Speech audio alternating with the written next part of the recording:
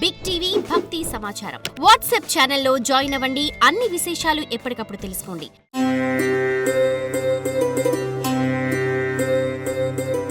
కర్కాటక రాశి.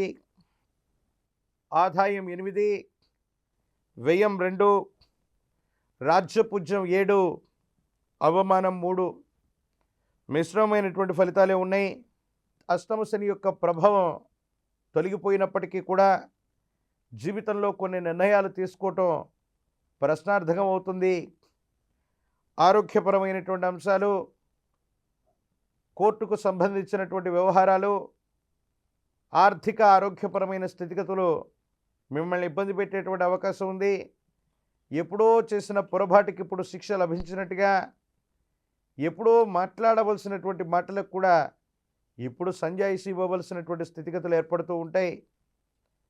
ప్రత్యేకించి దేవగురువు అయినటువంటి బృహస్పతి కూడా వ్యయంలో ఉన్నటువంటి కారణంగా మీ చుట్టూ అవకాశాలు వచ్చినా అందిపుచ్చుకోవటంలో ఆలస్యం అవటం, ఆకస్మికమైనటువంటి ఇబ్బందులు కలగటం, జీవితం స్తంభించిపోయిందేమో అన్నటువంటి పరిస్థితులు కలుగుతూ ఉంటాయి. కొద్ది కాలం రహస్యమైనటువంటి జీవితాన్ని కూడా గడపవలసినటువంటి పరిస్థితులు కొంతమందికి ఏర్పడేటువంటి అవకాశం ఉంది. కాలభైరవ రక్షని ధరించండి.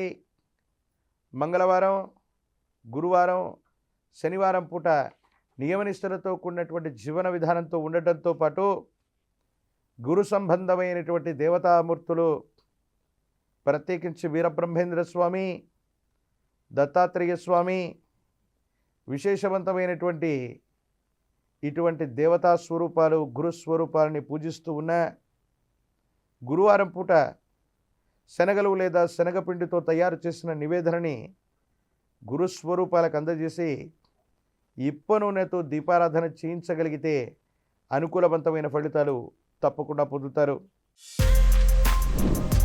For more videos like this, subscribe Big TV channel.